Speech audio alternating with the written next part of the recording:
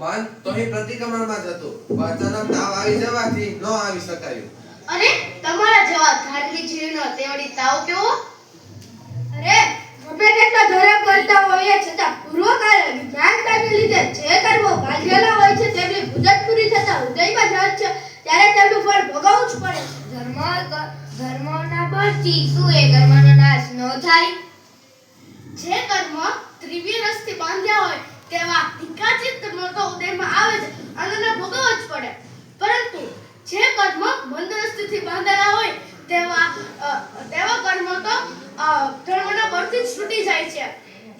અને કર્મ જેમ પૂર્વ ગુણ હોય તેમ આ ગુણ પણ હોય અને તેને આ ભોગમાં જ ભોગવવા પડે છે. અને જેને તાવ આવ્યો તે આ ભોગનું તાત્કાળનું કર્મ ઉદયમાં આવ્યું. એવું કયું કર્મ કયું કે જેથી તાવ આવી ગયો? ખાવા પીવામાં અનિયમિતપણું થઈ જવાથી. એમાં તે એવું કયું કર્મ બંધાયું ગણાય? કેમ ન બંધાય? કર્મ તો અનેક રીતે બંધાય. જો સમજો. જો કર્મ બાંધવાનું મુખ્ય કારણ તો મનના પરિણામ છે.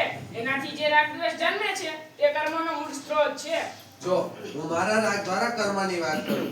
મારો હંમેશા 2 વખત જમવાનો નિયમ છે. પછી વચ્ચે પાણી સિવાય બીજી કઈ વસ્તુ મોઢામાં ન નાખું. પણ કાલે બપોરે મારા ઘરમાં નવી ચીજ બનેલી. ઘરવાળાના આગ્રહથી જરા મન લલચાયું અને 2 કોડિયા વધારે ખાધું. પછી વચ્ચે કલિંગરની ચીર ખાધી અને સાંજે રોટલા સાથે દહીં. પછી તો ઝાડા ને ઉલટી થયા. ઉપરથી તાવ ચડ્યો. હેરાન થઈ ગયો. ખૂબ અશક્તિ થઈ. સારી વસ્તુ જોઈને મન લલચાયું. રાગ અને અશક્તિ ઉત્પન્ન થઈ તો કર્મ બંધાયું અને ફળ પણ તત્કાળ મળ્યું.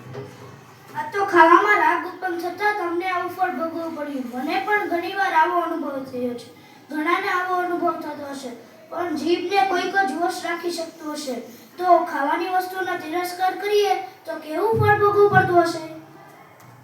જે કર્મ ત્રિવ્ય રસથી બાંધ્યા હોય તેવા નિકાચિત કર્મ તો ઉદયમાં આવે જ અને તેને ભોગવવા જ પડે. પરંતુ જે કર્મ મંદ રસથી બાંધેલા હોય તેવા કર્મો તો ધર્મના બળથી જ છૂટી જાય છે. કર્મ જેમ પૂર્વ ગુણ આવે તેમ આ ભવના પણ હોય અને તેને આ ભવમાં જ ભોગવવા પડે છે. અને જેને તાવ આવ્યો તે આ ભવનું તાત્કાળનું કર્મ ઉદયમાં આવ્યું. આ તો ખાવા પીવાની બાબતમાં રાગ દ્વેષ થતા આવા ફળ ભોગવવા પડે છે. તો જીભથી બોલવામાં, આંખેથી જોવામાં, કાનેથી સાંભળવામાં અને શરીરથી વિવિધ પ્રવૃત્તિઓ કરવામાં કેવા કર્મ બંધાતા હશે? કેવા ફળ ભોગવવા પડતા હશે? એ બધી જ બાબતોમાં મુખ્ય મન છે. મન ધરાવતા એવા પશુ, પક્ષી, મનુષ્ય, દેવ અને નારકી જીવો હોય છે. આ બધા જીવો મન દ્વારા રાગ દ્વેષની પરિણીતિને લીધે કર્મ બાંધીને દુઃખ ભોગવે છે. આ કર્મ શું માત્ર દુઃખરૂપ કરવા ફળ આપનારા જ હોય કે સુખ શાંતિનું મીઠા ફળ પણ આપે? કર્મો બંને પ્રકારના ફળ આપે છે. રાગ દ્વેષથી કર્મો કડવા ફળ ચખાય છે અને દરેક જીવોને પોતાના આત્મા સમાન ગણી દુઃખમાં સહાય કરવાથી, સાતા ઉપજાવવાથી, કોઈને ધર્મના માર્ગે ચડાવવાથી અને દરેક રીતે પરોપકારી કરી જે કર્મો બંધાય તે મીઠા ફળ આપે છે. કેવું આચરણ કરીએ તો આપણને કડવા ફળ આપે? નિર્દય પડે ચોરી કરવાથી, ગુસ્સો કરવાથી, લોભ કરવાથી, જીવોને મારી નાખવાથી, કોઈ પ્રત્યે વેર રાખવાથી, જ્ઞાન પ્રત્યે કોઈ પ્રત્યે વેર રાખવાથી, કોઈનું બુરું કરવાથી, કોઈનું બુરું વિચારવાથી, આવા બધાથી જીવોને કડવા ફળ આપતા કર્મ બંધાય છે. કર્મો કડવા ફળ ચખાડે ત્યારે આપણને કેવો અનુભવ થાય?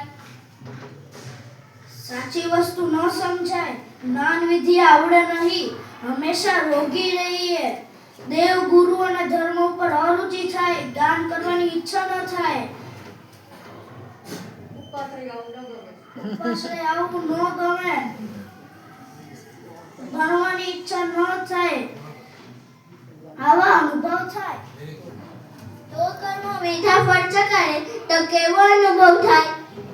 આ મીઠા કહ્યું બધું સાચું, શુભ અનુભવ, લાભ અનુભવ અને સુખ અનુભવ હોય. કર્મનો નાશ કઈ રીતે થાય? ઉપયોગ સહિત પોતાના તથા પરના આત્માના હિતાર્થે દાન, શિયર, તપ, ત્યાગ, ક્ષમા, વિનય, દયા, સંતોષ, જ્ઞાનનો અભ્યાસ, સત્પુરુષોની સેવા, સંભાવ અને સમાધિપૂર્વક સમજીને દરેક ક્રિયાઓ કરવાથી કર્મોનો નાશ થાય. કર્મ બાંધવાનું, ભોગવવાનું અને છોડવાનું સ્વરૂપ ટૂંકમાં સારી રીતે સમજાવ્યું. આપણે જો હંમેશા ઉપયોગથી વર્તીએ તો નવા કર્મ બંધાતા અટકે અને જૂના કર્મ સંયમપૂર્વક ખપાવીએ તો બોલો બધાને મજા આવી?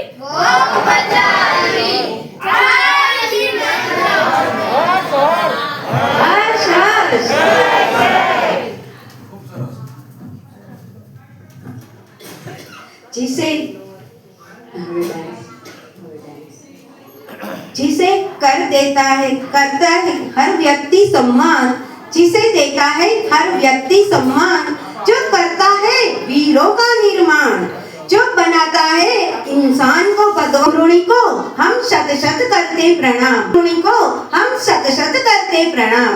गुरुणी मैया के जेओ सरल वचनशील सौम्य वात्सल्यता परोपकार सेवा नम्रता समाधि भाव करुणा सहनशीलता अरे आवा तो अनेक गुणो जेनु तो घणું લાંબુ લિસ્ટ છે એવા ગુણોથી શોભતા એવા જય વિજય ગુરુણીને આપણે ક્યારેય ભૂલી શકીશું નહીં.